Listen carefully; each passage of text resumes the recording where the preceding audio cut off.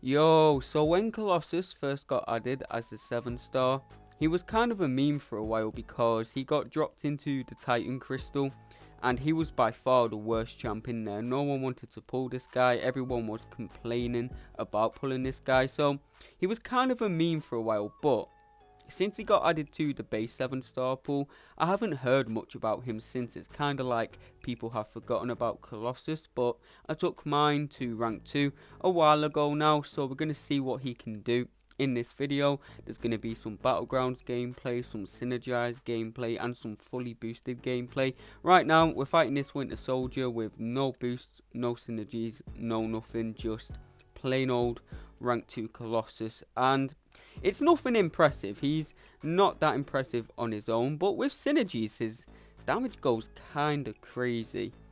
I just want to say now though, just in case someone is watching this video because they pulled Colossus, I don't really think he's worth ranking. He can definitely do some cool stuff though. So we'll jump into a few battleground fights here against ideal matchups. And the thing with Colossus in battlegrounds is he can actually be a decently fast champion, but he's so crit reliant. Like, if you crit, you can finish fights pretty fast, but if you don't crit, you're going to finish fights very slow and probably lose the match. But luckily there are things which help Colossus to crit. He has the extra crit rating from the stat focus as a 7-star, and the Gambit relic. What the Gambit relic does is it will increase the critical rating on your special attacks.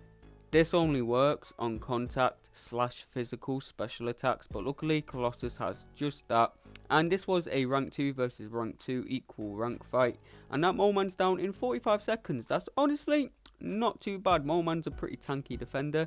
Yeah, that's solid, but we did get very good crit RNG in that fight. Keep in mind, if Colossus doesn't crit, he's not nearly as fast, and we're fighting this Bullseye here. In theory, Colossus is a great counter to Bullseye because he's bleed immune, he has all those armor ups which makes him really tanky, so he can tank the SB1, no problem. And yeah, he's pretty decent for Bullseye as long as you crit. Oh, our heavy attack landed there because champions cannot evade out of Colossus's heavy attack. Once your heavy attack has started, once you land the first hit of your heavy attack, your opponent cannot evade out of it. So that's really nice to know for the Bullseye matchup. And yeah, got a lucky SB2 crit there, wiped out that Bullseye. 48 seconds, 49k points, not too bad at all, right?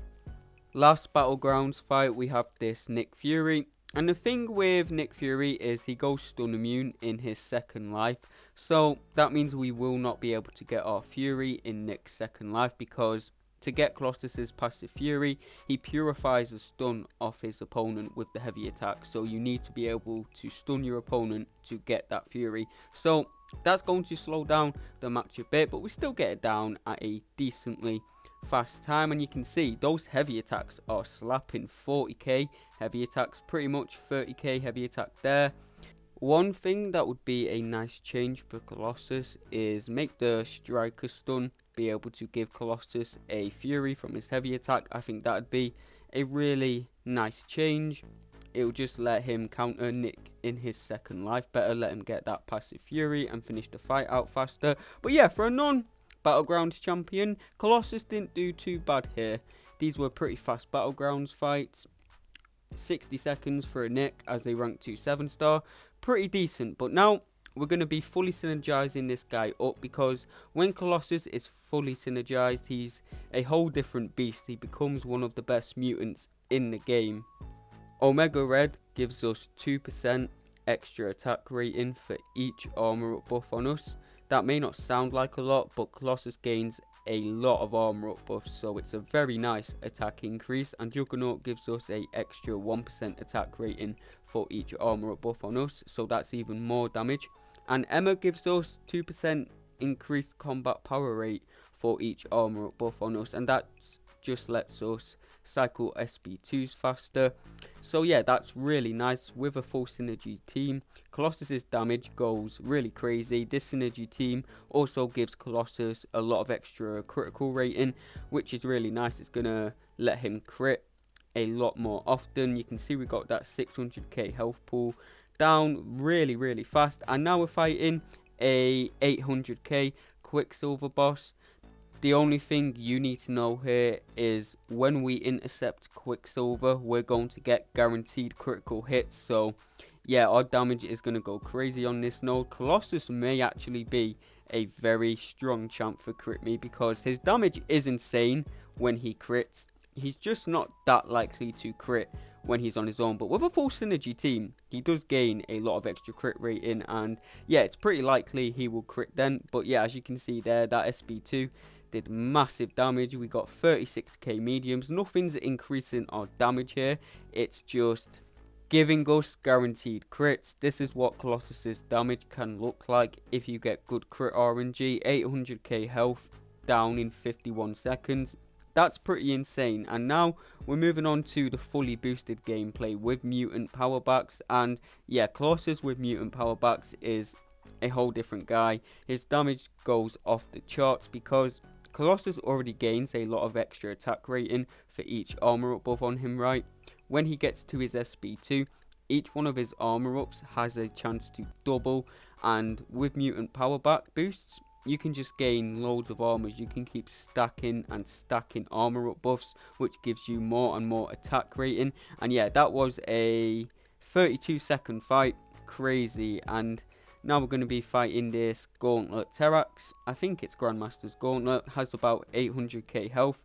And Colossus is armor break immune when he's not fighting tech champions anyway. So he's not a bad option for Terax. He still does take a bit of rock field damage, but he mitigates it. So he's honestly a decent option for Terax. And now we're just going to start cycling these special 2s, and it's going to be game over. 120k hit on the first hit of that SB2. That's crazy. And that was a 100k heavy attack. 35-second fight, 800k health. Now we got EOP Dormammu, Eternity of Pain Dormammu, and this guy also has 800k health, but he also has Footloose. So when he throws a special attack, he's going to go unstoppable and have a chance to evade us. So we do not want him throwing a special attack. Can we kill a 800k health pool without him throwing a single special attack fully boosted? We definitely can. And rank 3 Colossus would be really interesting. I can do another rank 3 on my mini account soon. So if you want to see rank 3 Colossus gameplay, hey, shout me and I'm down to rank 3 this guy. I think it would actually be pretty fun. But now we move on to the last fight of the video, and this is the 10 million health pool Captain America on the beta. This is the biggest HP in game, and it has no damage caps, which is the most important part. So you're going to see Colossus's max damage at rank 2 right here. So Colossus is kind of a ramp up champion because, as I mentioned, he gains extra attack rating for each armor up buff on himself, and throughout the fight he can just keep on stacking more and more armor ups. So he is kind of a ramp up champion, even though he's geared towards more middle of the road fights. Like, he's geared towards story content length fights, but he would be a great champion for Everest content if they didn't have damage caps. The damage caps is what holds this guy back in Necro, in Abyss, but this fight doesn't have damage caps. So you can see a minute into the fight we're getting 100k heavy attacks. That is pretty silly. And yeah, we're just running the same synergy team that I've been running throughout the whole video. As I mentioned at the start of the video, I don't really recommend ranking this guy because, yeah, he's a beast with synergies, but synergies are becoming less and less important in today's game. You know, the game is more geared towards battlegrounds because you can do story content with most champions. So ranking a champion solely for story content like Colossus is more aimed towards story content. It's pretty useless. You're better off ranking champions that are going to help you in battlegrounds, or someone that's going to help your alliance with war defense or war attack if you're focused on war.